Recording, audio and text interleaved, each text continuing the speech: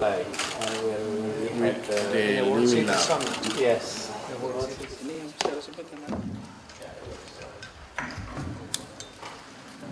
So, Pakanis, we're very honored to have you join us. What I'd like to do is give you a little bit of a background about this event, and then we would like to share with you some of the main takeaways and impressions from the first two events that are part of this series. So this Jakarta Urban Lab on integrated urban transformation is the third in a series of peer-to-peer knowledge exchanges in which we are bringing together officials from cities from Africa and Asia. There are 11 cities involved in this process. Jakarta is one of them, that have met to share experiences on some of the challenges related to urban development in a increasingly complicated world in terms of both socioeconomic and environmental considerations. The first meeting took place in Medellin, Colombia, just about a year ago, and we had representatives from 11 cities, including Jakarta. We focused that lab on issues of linking marginalized neighborhoods with the rest of the city, on integrated urban transport, and on addressing crime and violence. We had a second group meeting in Cape Town, South Africa, in July of this year, focusing on issues such as addressing some of the spatial inequalities arising from the socioeconomic conditions of the country, information about city resilience, particularly how the city was able to deal with its water scarcity problems, also looking at issues of inclusive growth and slum upgrading. So many of the cities that joined both the Medellin and Cape Town labs are here in Indonesia. We are very pleased that the city, under your leadership and that of DKI, was willing to host the third of these peer learning events. You may recall that you had a discussion with our urban global director, Eddie Vasquez, in Buenos Aires during the U20, and kindly indicated Jakarta's interest in hosting this event. So we've been working with DKI and with your office to design a program that will be looking at some of Jakarta's innovations in areas such as urban transport. The delegates had an opportunity to experience Car-Free Day yesterday. They did. And also to experience the different modes of transport, the MRT and BRT. During the week, we'll have site visits looking at slum upgrading, affordable housing, flood resilience, and the like. But with your permission, what we'd like to do is give you some of the main messages or lessons from the first two labs through presentations from representatives from the host cities, as well as representatives from cities that joined those labs to give their impressions of the lessons, and then to invite you to give some remarks. So with your permission, we'll follow that agenda.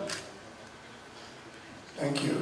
So I'd like to first invite up Santiago Uribe, Lubuntu Duse, and Benjamin Jenga, who will first give us some of the key highlights from the Medellin lab. So Santiago, if you can come up, and if we can get one more chair and have Benjamin and Lubuntu come up as well. No, we can fit one more.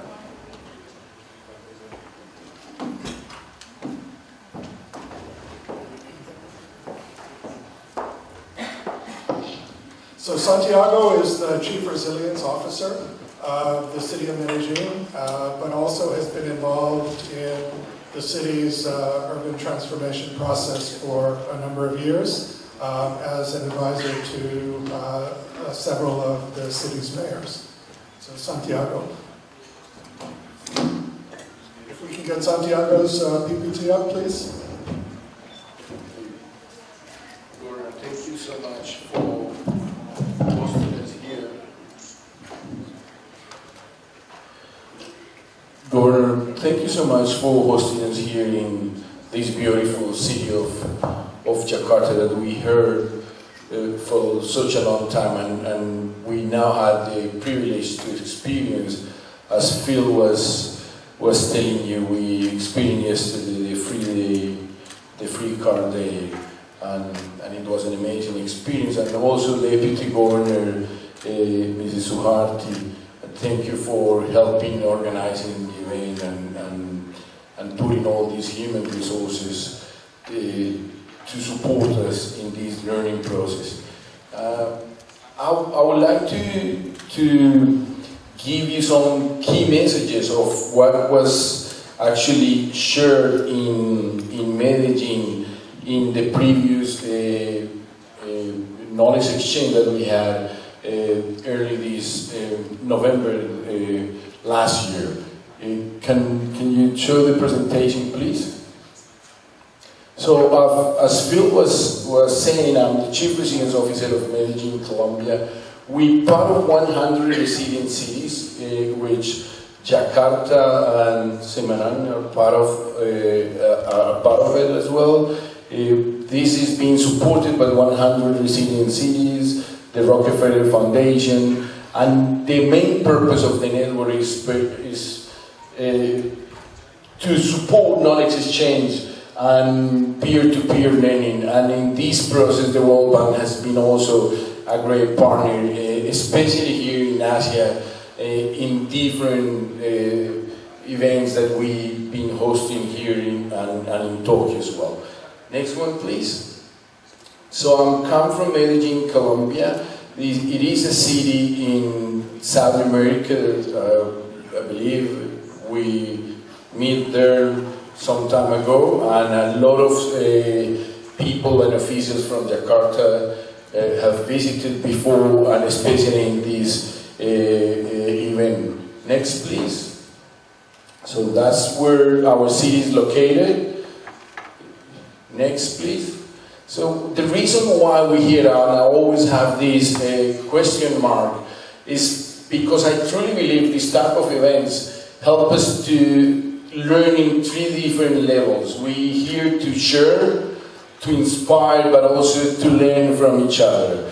It's not only one-way learning process or journey, but it's in both directions. We learn from each other, we inspire each other, and by that, cities are able to get the best of their experiences to transform the forms and also the challenges and issues that we focus in the modern times. Next, please. So, but before we go into detail, I would like to ask you why we live in cities. And looking specifically on that, I have three answers that as an anthropologist I've been able to figure out. Normally people are gathered together in cities in the search of opportunities, in the search of security and protection, but also in the search of exchange, normally in the form of markets and economies and all of that. And that is important because as a governor and a mayor or of a city official, if you don't have that in mind, normally you're missing a fundamental point and the reason why people come together to live in cities and why they don't live in rural areas apart from these urban systems. Next, please. So we're here, as I said, in the search of exchanges, security and opportunity. Next. But normally when we describe cities, we use this type of resources and we portray them with pictures of beautiful buildings, iconic buildings like we all have all over the world. So normally when you look at Paris, people think about the Eiffel Tower and so on. But normally, next one. So that's a picture of Medellin. Next, please. And that's a beautiful picture of Cape Town. Next, please. And that's a beautiful picture of Jakarta. But normally we forget this type of images. Next. That's also Medellin. Next. That's also Cape Town. Next one, and that's also Jakarta. And we have to keep in mind that we planning and thinking not only to develop one city and what I call a tale of two or too many cities, because our cities have been shaped by informalities and inequalities, so our challenges are greater than a normal city planning process. Next one. So as our cities were and are shaped by inequalities, exclusion and informality, and that brings us a major challenge in terms of planning and in terms of how we're going to deliver a new idea of a city. But it's not only in terms of the form of the city, but also in terms of the ideas and the society we built. That's the Colombian soccer team. And next one, please. And that's the minister cabinet. And where are the Afro-Colombians and the indigenous and mestizo people in this cabinet gone? So when it comes into power, normally we lose the representation of a diverse country like the one you have here. And I hope that this is not a case of Jakarta and Indonesia. Next, please. So in terms of Medellin, probably you all know about it, you have heard about our city, because in 1991 we were the most dangerous city of the world with a homicide rate of close to 6,500 in that year. But almost 3 decades has passed, and we've been able to reduce that rate to almost 10%. Next, and this is the same curve and explaining by majors and by criminal organizations how affected by every single year. Next, please. And this is also to say that it wasn't that Medellin was a city violent by itself, but it was in the context of a violent country. Within 6 months, 3 presidential candidates were killed in Colombia. Next. And you can go on the next few slides. I don't use images of violence, but this is the representation of a greater artist, Botero, who painted violence and how violence affected our city. Next. Next, please. So car bombings and guerrilla and murder, all that violence brings into a city as an urban system. So the question is, what happened in Medellin in those 3 decades that Medellin was able to go through a greater evolution, rehabilitation and urban transformation? Next, please. And it was a turning point in 1991 when the president appointed a minister as a peace counselor. But it wasn't just the appointment of a minister, but the whole methodology that was brought with that appointment. Next, please. And the methodology was very simple, creating round tables to do local planning and participatory planning on neighborhood level. So they went to talk with people at neighborhood level and at community level to talk about what kind of city we wanted to build for the future, and not to agree on the past, because that was very effective. And people talk about education, mobility, jobs, sport, recreation, housing, and all of that. But also people talk about security, dialogue, justice. Next, trade, economic growth, and industries. And we had the image of people who felt that they were not part of a city. They were not part of a city, and the first lesson learned was cities are not buildings or roads. Cities are people. And we here, and the only reason why we're here is to help providing better life quality for people. Next one. So 3 main takeaways from the process of Medellin. You have to start from the end. Next one. And start from the end means scenario planning. You have to plan. But you have to plan the city not for the next 2-3 years, but the next 10, 20, 30 years. Next one. And you have to see realities like this. Next one. Imagine them to transform them. And next one, but you have to deliver. Because if you leave plans on the table, that is a frustrating process for communities and for people. You have to deliver. Next, please. You have to do it by evidence-based. You can just plan because you're happy and you want to plan with the people, but you need indicators for that. So you need the multi-dimensional life quality index. You need, next ones, go ahead, the unemployment rate, to allocate that in any specific territories, to understand the reality of your city and to understand the dynamics of every single territory in your city. Next, that I'm going to finish. Next, so Vale, and planning is a multi-scale, multi-dimensional, but also an iterative process. It goes back and forward. You can't just plan and leave it in a document. You have to continue planning every single day. You have to continue doing that participatory planning every single day because reality changed every day. Next, please. So it's a neighborhood level, it's a city, and a human scale. It's a multi-scale process.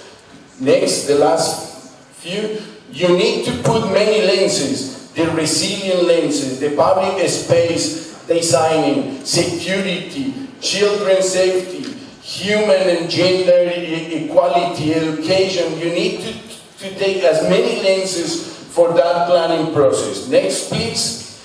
And this is a lesson learned. It's an stochastic process. You can't take what X was done in Medellin, like the cable cars, and to bring them into Jakarta and add it to a Y and then to a Z, and you're going to get the same result. It doesn't work. It's not a formula for every city. You can't plan a city and take that planning process to another city and say it's going to work there, because that's one of the worst mistakes that we have been able to prove around. And the final 2 messages about the Medellin process is that you have to decide with limited resources where to do your strategic development. And that's called urban acupuncture. You have to go to every little spot slowly.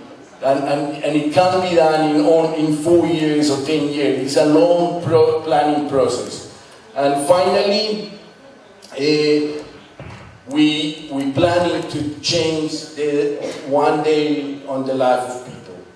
We're here to change the life of you, the life of your neighborhood, but also the life of every single citizen within your city.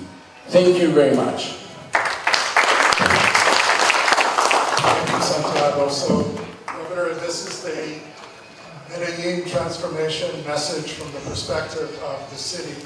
I want to take 2 minutes each for very quick reflections from 2 of our delegates who went to Medellin on what they see as some of the key lessons for their cities. So let me begin with Benjamin Jenga, who's from the planning department of the city of Nairobi. Can we have Benjamin's slides, please? Thank you so much, Phil. I want to say, Your Excellency the Governor, we feel delighted to be given this opportunity to come to Jakarta. It's a city that we've been longing to come to visit. A beautiful city, a growing city, and a city that we are going to learn much to take back home. Talking about Medellin, I'm lucky I was among the first that were able to attend the first South-to-South knowledge exchange program. And there's a lot that we learned in Majorin, but I want to share just 4. I wish we can have my presentation. But there's a lesson that we learned about urban transformation. There's much that you can learn from Majorin. One of the issues is that many years we've been learning about Majorin is a crime city. A city that was a no-go zone.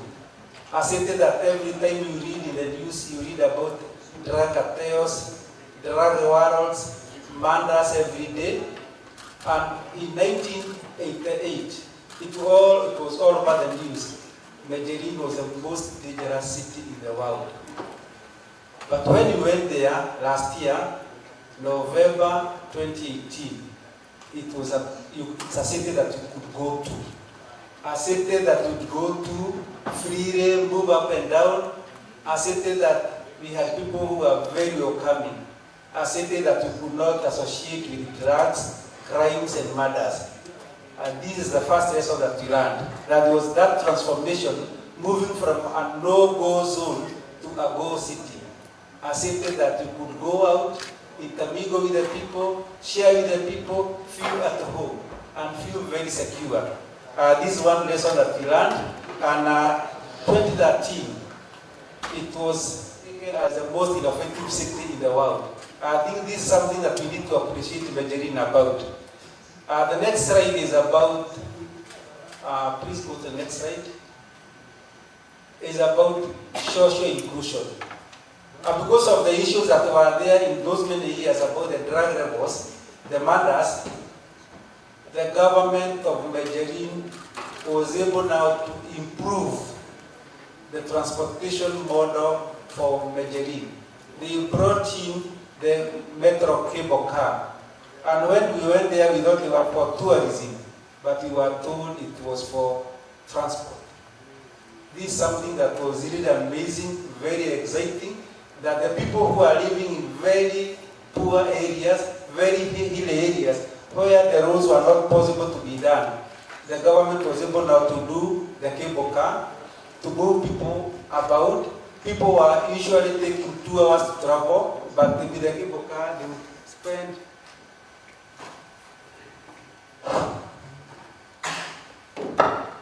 with the cable car, they would spend only 15 to 30 minutes to go to their areas. So with these, and the government was also able to do escalators. For those people who are old, there was an escalator that was about 400 meters long, split into levels, and you would see that people there had a lot of trust for the government. The government had a lot of interaction with the people, talking with the people, and the people trusted the government. People felt part of the government. People felt that they could do it. You can see on that photo there, members of the drug cartels would now do some business, selling t-shirts, feeling free to talk with us, and they were not shy to say, we trust the government. And because of the government had done a lot for the people. Let's go to the next slide. This is about the public transport culture. We understand that the metro train has been there for 30 years. But the people have been able to trust the transport culture, the transport, public transport. And for the 30 years, no seat in that train was written on, no food in the train, no graffiti in the train, and people had total ownership of those transport, public transport. People would defend the transport jealously because they knew that the transport would be able to move them from one area to the other area. Many areas when you move around, you find that the seats are torn, but in Majorin we found that people are very proud of the public transport. And they feel that this is there for them. They would defend it, and they feel that the government had done the best. Last is about integration of transport. From the metro cable car, go to the tram, go to the bus, you use the same ticket. We saw it yesterday here, that the ticket is also integrated. But the other thing that we found here in Majorin, that once you pay for the ticket, within 90 minutes, within 90 minutes you can use it and go back without paying again. 90 minutes, that ticket can take you from the cable car to the tram, to the bus, and come back. And the other thing that was very amazing is that the fare is constant. Whether you go to 10 kilometers, go to 1 kilometer, you pay the same fare. And this was very good for the people who live far in the poor areas. They felt they can go to many kilometers, paying the same fare without being discriminated. And this was a big plus for the Majerine. And I think with that I would say it's worth to go to Majerine again and also experience how Majerine is. Thank you so much. Finally, I want to invite Ubuntu Duse from Johannesburg, South Africa, to give her reflections on Medellin. Okay, thanks, Phil. I would like to say thank you as well for having been part of such a program, the knowledge sharing program in particular, having been part of the first attendants who attended the knowledge sharing in Medellin. I think when I left, that knowledge sharing, I was so pumped up with regards to what is actually possible when you plan and you include the people that you are planning for as part of your planning processes. As my colleague is busy speaking, the Michael Jackson song that says, "What about us?" I think people who are on the fringes of society, because we don't necessarily live there, our whole approach with regards to how we plan for them and how we include them in the planning is not at times sufficient for them to feel included.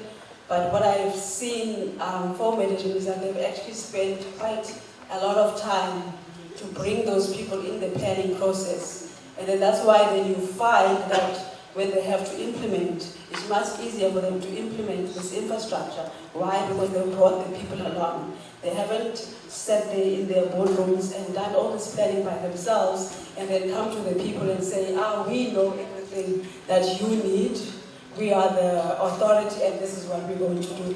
And I think at times that is what, as planning authorities, we end up doing. We assume we know everything. We assume we know more than the people actually living in these particular communities. And I think the approach that we have seen with regards to this inclusivity, participatory planning approach is that if you bring people along, it's going to have such positive effects when you try to implement.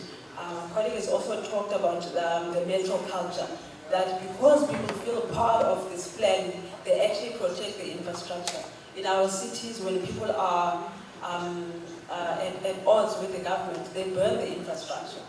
I don't think, even in their minds, they understand how much millions of rand, for example, it is to build a BRT station. But at the moment that they are unhappy about something that government has done, because we don't, of this feeling of not being included, they'll burn the infrastructure. The government must go back again, instead of using their limited resources to go and fix where they were not supposed to have fixed. So I think that lesson of inclusivity for me was quite key. And also, at times, politicians they speak about the masses and say that they are providing things for the masses, but the masses' voice actually needs to be heard in order for there to be sustainable infrastructure planning and also infrastructure implementation. So for me, even in the projects that I'm doing now, I'm trying very hard to make sure that where my projects are, I assign a significant budget. Yes, my project will obviously take a little bit longer now, but I've learned from them, if I include those communities and spend the adequate number of time, my chances of success in the implementation are bound to be much better. Thank you so much. So thank you very much. I hope, Pakanis, that after this Jakarta lab, some of our delegates will take away equally inspirational impressions and lessons. I think that has been the power of this types of peer-to-peer exchange, is the opportunity for cities to come together, to hear about a success, and then to draw lessons which may be applicable to them. So we very much look forward to a similar learning experience here in Indonesia. Once again, thank you so much to your administration for hosting and organizing this event. And now we're very honored and would very much like to hear from you. Thank you, Pak Philips. Assalamualaikum warahmatullahi wabarakatuh. Good afternoon, everyone. Distinguished participants, welcome again to the City Hall of Jakarta and to the city of Jakarta. Apologies, earlier this morning I was unable to be part of the opening session. We had a meeting at the Office of the President in which all governors were having a meeting there, and it's only across the street, but I cannot absent. So I have to be there. And I'm glad that finally able to make it here this afternoon. We have heard the experience of Medellin. It was impressive transformations. I was there 5 months ago. It was July, the World City Summit. And looking at those pictures, they were very familiar, because those are places that I visited too.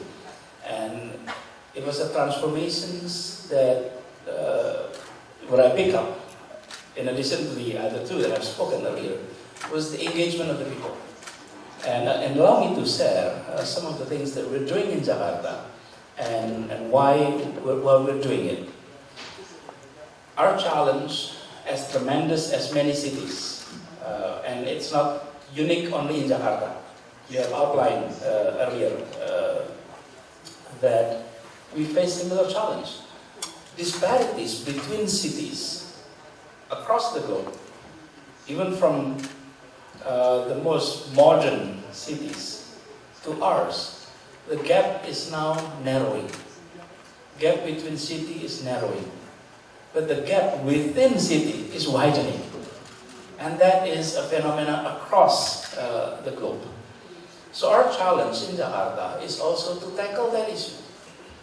That government city government should also address the issue of this inequality.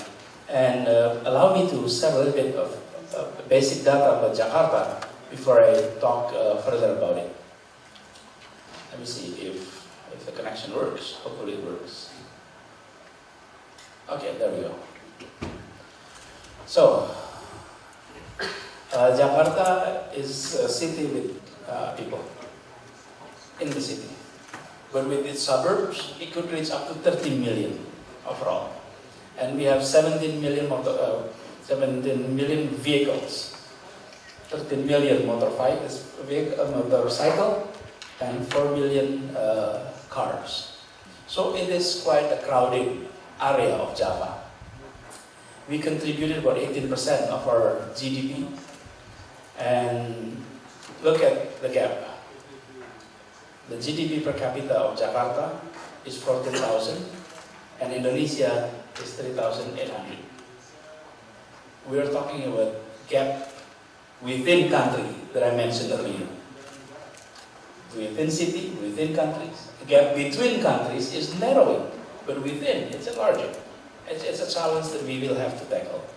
So, the area of Jakarta is not big. It's only 660 kilometers square, which is considerably small, but quite dense. Now, what are some of the basic challenges? On the top is environment, on the bottom is social and economic issues. Jakarta is located in the coastal area, and there are no other city in Indonesia that have as many rivers coming into the city as Jakarta, because we have 13 rivers coming in. So if in the highland we have heavy rain, then we are a bit worried and we pray a lot. We waited for the water to come in.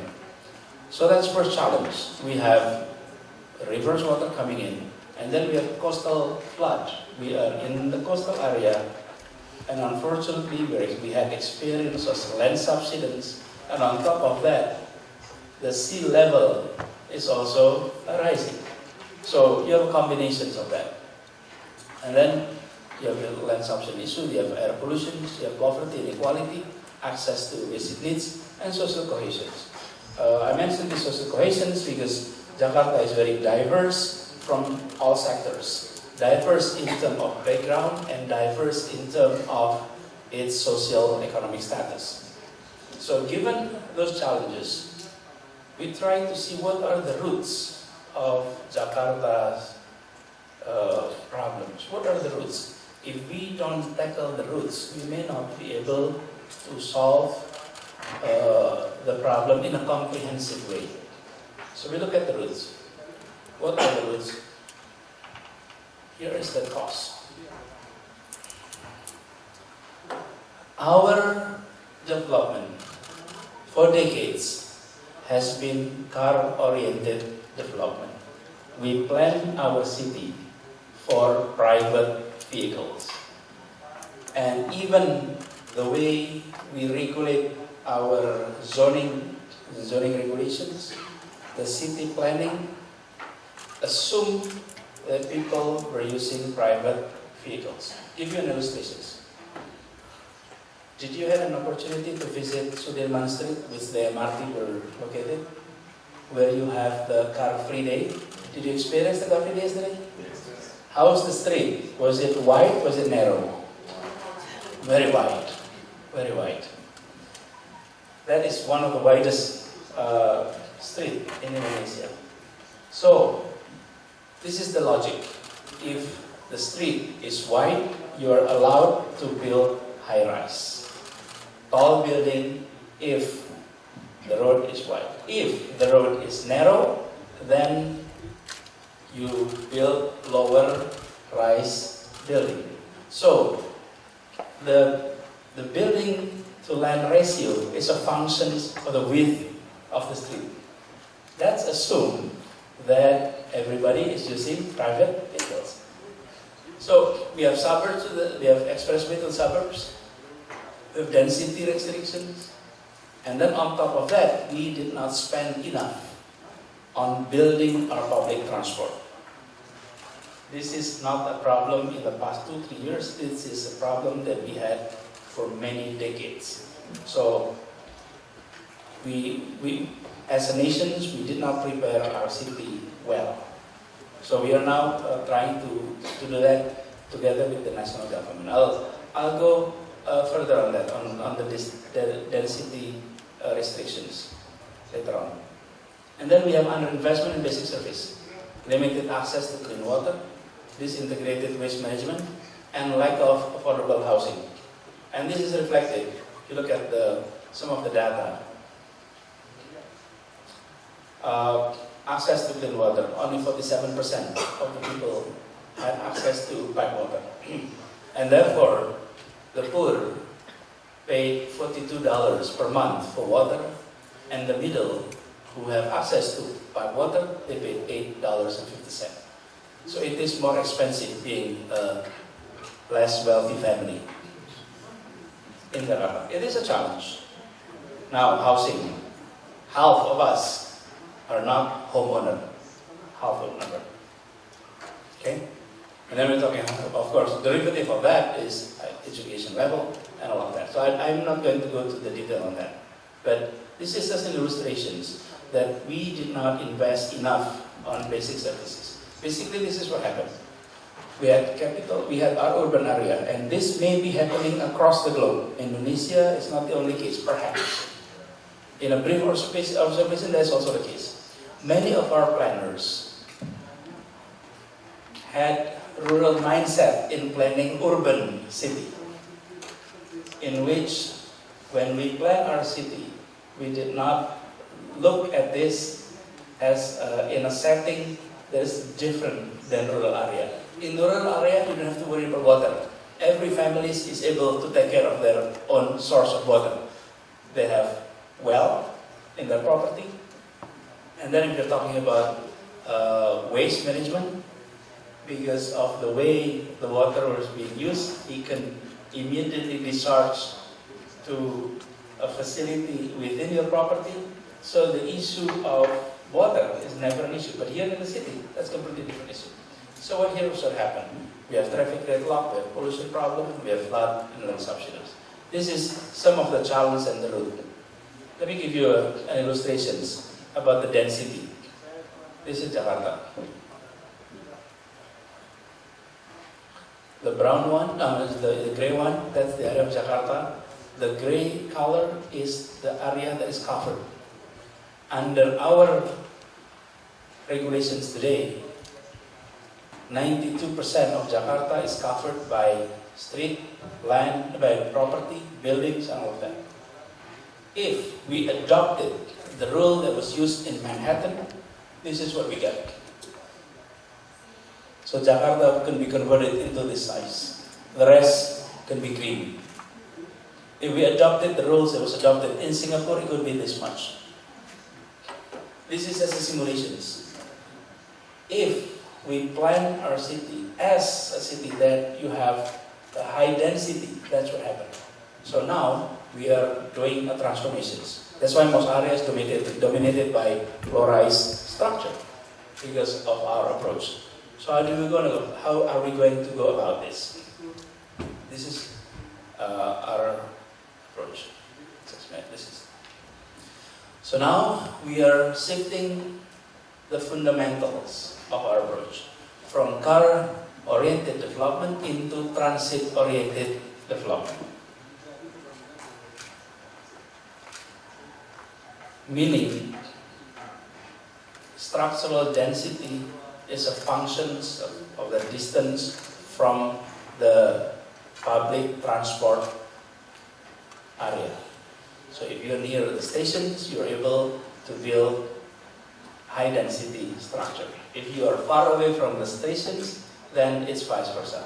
So that is one approach. The other is rapid investment in public services.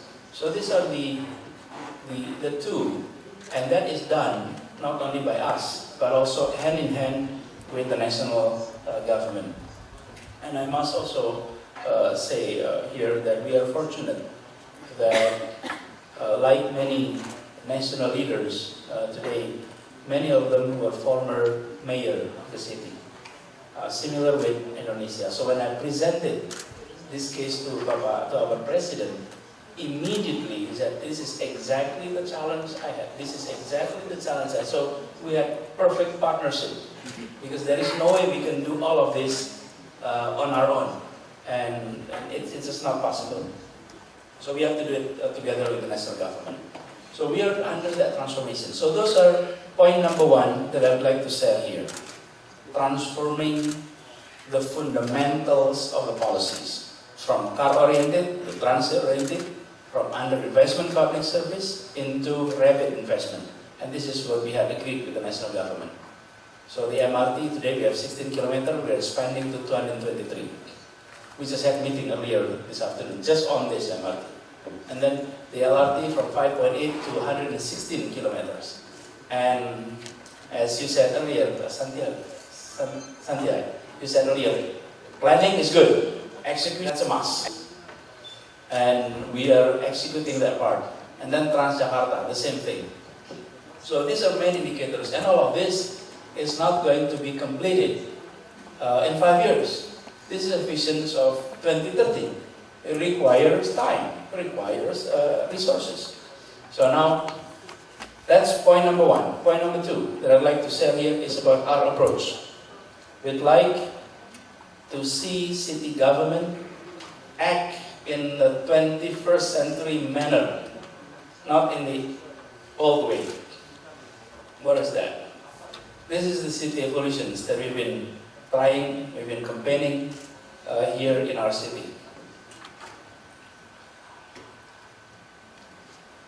City went through a transformations of city 1.0, 2.0, 3.0, 4.0. Those are city transformations. And what are the difference? Let's look at the first two. Can you see it clearly? Okay. In a city 1.0, city government is simply administrator and the people are resident. And then we engage through socializations. We decide, we announce, we make sure that everyone understands our decision and everyone accepts it.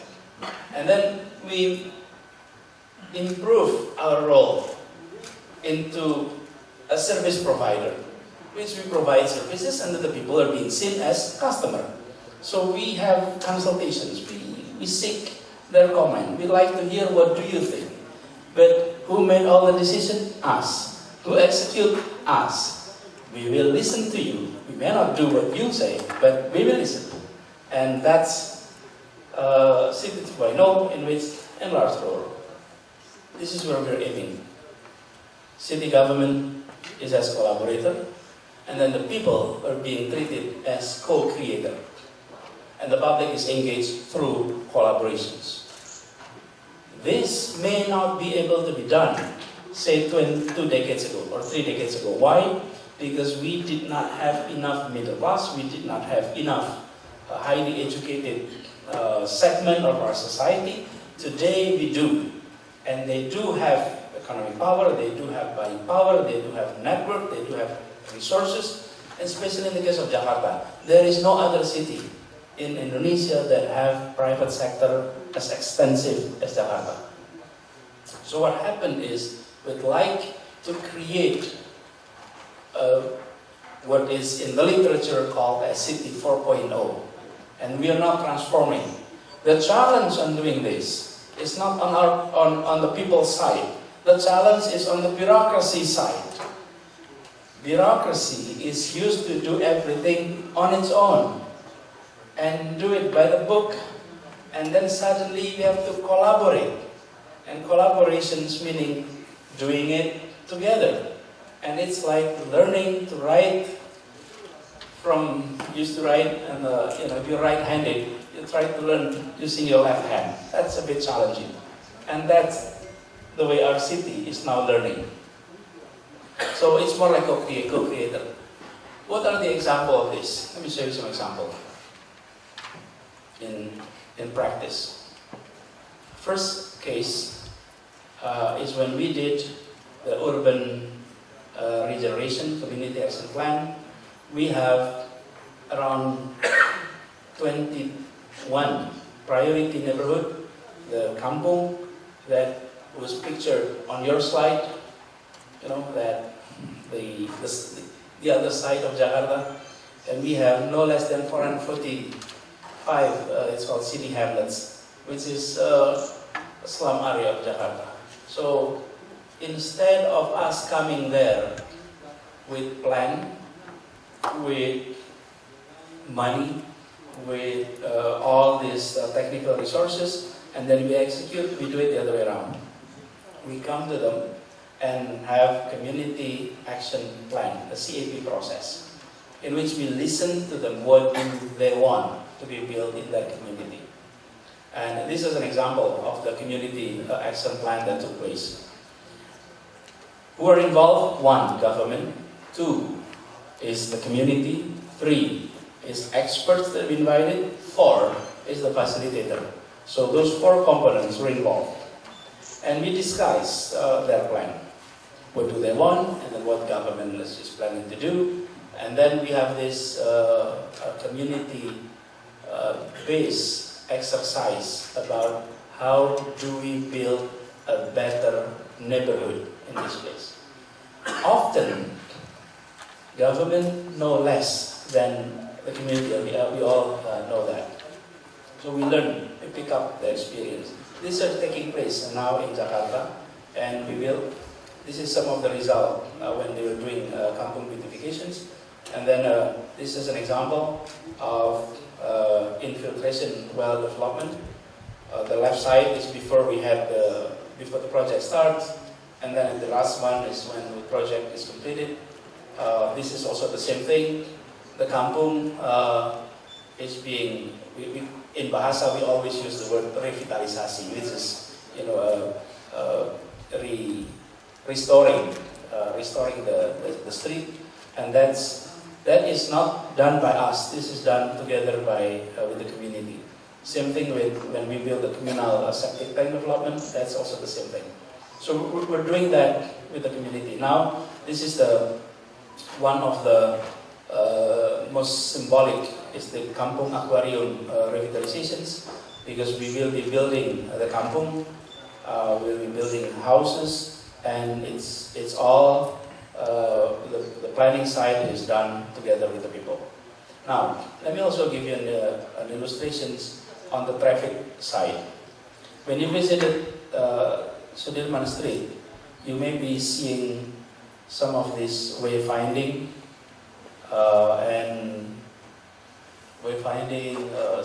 signage. Those are not done by us. I mean, we build it, but the idea comes from, it's called Masyarakat Transportasi, I forget the name. Forum Diskusi Transportasi Jakarta. The Jakarta Transportation Discussion Forum. These are professionals who meet at the cafe after office to discuss about Jakarta transportation problems. And they come up with solutions on signage.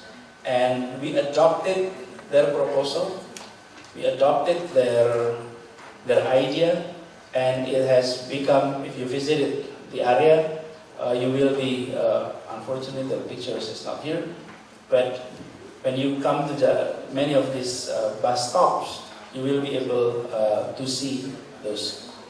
Now, last one is on the public transport. We are doing the 4.0 approach on public transport. So when we talk about treating the community as co-creator, that doesn't mean the cooperation is non-monetary or non-business. It could be a business model. So this is what we're doing. We integrate all public transport in Jakarta into a single system, which we call Jaklingko.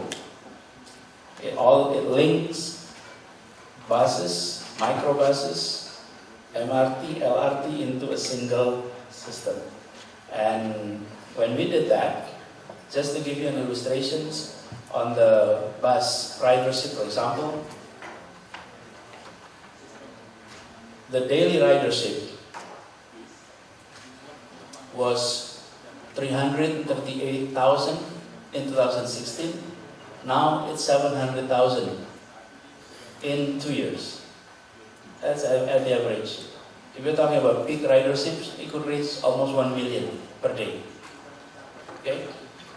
And that is done because we invited everyone and treated everyone equal, that we are partner in providing public services and in terms of public transport.